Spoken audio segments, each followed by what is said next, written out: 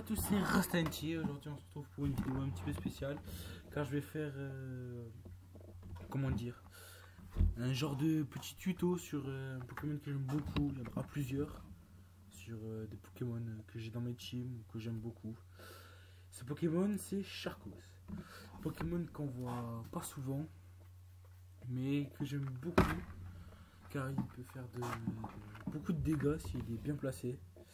Alors, moi je vous conseille de jouer avec séisme, fracasse-tête, psycho de boule.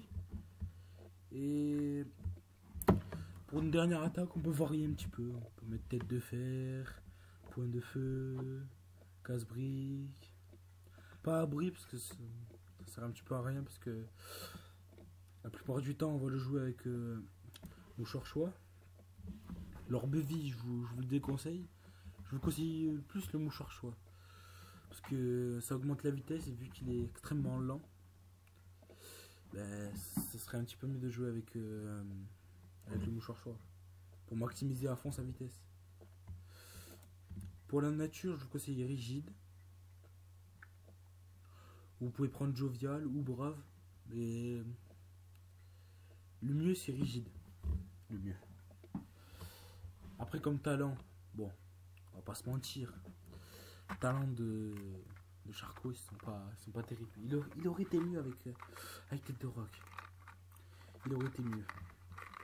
Et c'est un petit peu pour ça qu'il n'est pas du tout joué en fait. Il n'est pratiquement jamais joué. Je l'ai pratiquement jamais vu en combat moi. Après je sais pas. Après il peut être vraiment redoutable s'il est bien placé. Vu qu'il aura le mouchoir choix, il va être vraiment rapide. Enfin pas, ce sera pas une flèche quoi. Il peut dépasser beaucoup de Pokémon. Et il aurait été mieux avec des genres d'attaques de priorité. Du genre Mach Punch. Bon. Mach Punch ça aurait été pas mal à la place de casse-brique. Ça aurait pu servir. Bon, fracasse-tête après, c'est une des attaques les plus puissantes du jeu. Il a 165 de base d'attaque. Il peut se one-shot pratiquement tout le jeu, on va dire.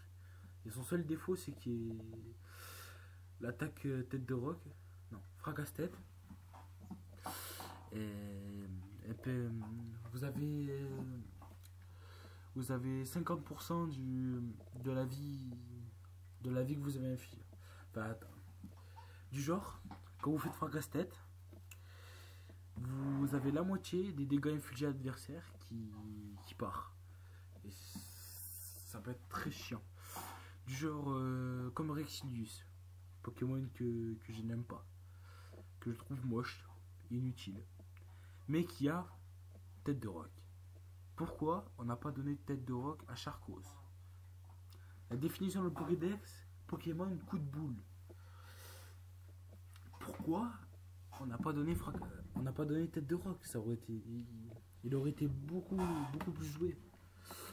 Avec un petit peu plus de vitesse, avec Mach Punch, il aurait pu faire des ravages. Après, moi j'aime bien ce Pokémon car je le trouve extrêmement stylé et que quand il est bien placé, il peut faire des ravages. C'est-à-dire, faut pas le placer en switchant parce que il va perdre beaucoup de dégâts et si le Pokémon est plus rapide, il va venir sur le terrain pour rien. Du genre, il faut sacrifier un Pokémon qui n'a plus beaucoup de PV, qui sert plus à rien, pour arriver à le placer. Et vu que fracasse-tête, moi perso j'ai déjà réussi à one shot un Milobellus. Je sais pas comment j'ai fait ce jour là. Fracasse-tête c'est pas trop efficace en Milobellus, mais en même temps Milobellus il a pas trop de défense physique. Il a plus de défense spéciale. En même temps je comprends. Mais voilà, 165 de base d'attaque, c'est pas rien, c'est la plus haute attaque du jeu, hors méga évolution et hors légendaire. Et encore, je sais pas, hein. Faudrait que je vois. Après, on le verra souvent jouer avec. Voilà. Petit bug. On le verra souvent jouer avec Flagados, qui est un Pokémon très défensif qui pourra pourra résister tout ce qui est attaque sol, attaque acier.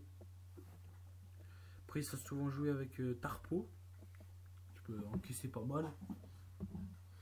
Après, surtout, l'arme ultime, il sera souvent joué. Enfin, souvent. Vous le verrez rarement, Charcos. Mais. En fait, c'est les Pokémon qui sont le mieux. Qui sont le mieux pour jouer. En fait, moi, je vous conseille, si vous mettez Charcos dans une équipe, je vous conseille de le jouer avec. Un installeur physique, c'est-à-dire. Non, un sweeper physique. Excusez-moi. C'est-à-dire lui, un sweeper spécial et un entre les deux enfin. Ou alors deux sweepers spéciales ou un sweeper physique ou l'inverse. Mais d'avoir des défenses du genre Flagados pour tout ce qui est défense spéciale et défense physique aussi. Tu aimes bien sur les deux lui. Tarpo pour défense spéciale et Metalos pour défense physique. Enfin Metalos il a une bonne défense physique et une très très bonne attaque. Surtout grâce à sa méga évolution, il gagne beaucoup de vitesse. Après, pour des stallers spéciales, moi je vous conseille Dracofeu. Bon, Dracofeu, c'est un petit peu la base. Dracofeu, en même temps, il est haut placé dans les tiers. Après, moi, je jouais Charcos avec Amphinobi. Bon, Amphinobi, il est pareil. Il n'a pas de grosse défense, il peut pas soutenir beaucoup. Mais il peut être intéressant. Il peut être très intéressant. Et juste une petite précision. Si vous jouez Charcos avec le mouchard choix, si vous êtes débutant et que vous savez pas ce que c'est, j'ai des choix et tout ça, je vous conseille de bien choisir l'attaque. C'est-à-dire, genre, quand il vous reste que Charcos, et que par exemple, dans la team adverse, il reste deux Pokémon. Et que dans ces deux Pokémon, il y a un type vol en réserve et un type roche. Vous n'avez pas. Vous n'allez pas faire casse-tête, ça va pas y enlever beaucoup. Vous allez faire automatiquement séisme. Parce que vous n'allez pas trop réfléchir. Et là, vu qu'il aura l'objet choix, ben, il pourra plus changer en fait. Et il sera bloqué et vous perdrez automatiquement. Et souvent, il y a des gens qui se font avoir comme ça. Et des fois, ça me fait bien rire. Et moi, je me suis fait avoir beaucoup de fois à cause de ça. Vu que les objets choix, j'utilise beaucoup. Et je trouve ça assez utile pour les Pokémon assez lents. Bon, je pense qu'on va se laisser sur ce magnifique Charcos, qui est un de mes Pokémon préférés. Ah oui, une petite précision. Je vous conseille vraiment l'attaque Psycho de Boule, qui peut faire des ravages. Parce qu'une attaque si sur un Pokémon roche, ça peut être bien sur des Pokémon type combat qui sont lents. Très lents. Du genre. Il y a quoi comme Pokémon lent Du genre. Oh, je sais plus ce qu'il y a comme Pokémon combat. Champignon. Il peut dépasser les champignons, je pense. Il peut dépasser. Oula. Pokémon. Ah oui, Hariyama. Mais qui a de excellents PV. Ça va être dur de le one shot. Enfin, avec Psycho de Boule, c'est une attaque avec 90 de puissance, je crois. Et 90 de précision. Bon, ça fait chier quand on rate l'attaque, c'est vrai ça. Mais voilà, c'est une attaque assez puissante. En plus, il a une bonne couverture de type, il peut toucher pratiquement un peu de tout, on va dire. En fait, à la place de Casbrick, enfin, vous avez déjà essayé sur le faire casse-tête. Contre les Pokémon acier, un petit séisme, mais voilà. Je vous conseille plus tête de fer. Parce que contre les Pokémon de type fée, comme Togekiss, enfin, Togekiss, non, c'est un très mauvais exemple. Du genre, bon, on va dire Snubbull, parce que c'est le Pokémon fée qui me passe par l'esprit. Par exemple, vous serez un petit peu bloqué. Combat, ça lui fait pas beaucoup de trucs. Séisme, ça lui fait pratiquement rien. Et c'est pour ça, avec tête de fer, ça pourrait être pas mal. Une attaque qui peut apeurer aussi, comme comme Psychobull. Ça peut être intéressant. En fait, ce Pokémon il peut être très intéressant, mais il n'a pas assez de capacité. Il aurait été mieux avec un petit peu plus de vitesse.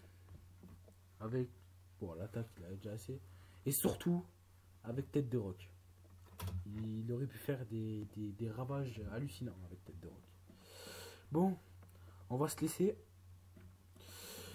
Ça ne sera pas le premier. Bon, je sais pas comment je vais appeler cette série. On va pas appeler comment jouer. Parce que, voilà.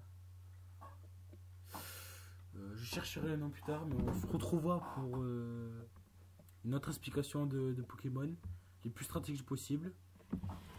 Enfin, après, Charqua, c'est pas un Pokémon hautement stratégique, il est juste là. En fait, moi je l'appelle le Pokémon suicidaire en fait. Parce qu'il rentre sur le terrain, mais c'est sûr qu'il va crever. Parce que la plupart du temps, j'utilise Fracasse-Tête. Ça fait énormément de dégâts. En fait, c'est le suicidaire. Celui qui saute du pont et qui fait I Believe I Can Fly. C'est un peu ça en fait. Bon. N'oubliez pas de vous abonner à la chaîne. Si vous aimez le Minecraft, allez voir Magnum. Mon code ami sera dans la description, comme la chaîne de Magnum. Ah ouais, n'oubliez pas de vous abonner. Allez, chou les gens.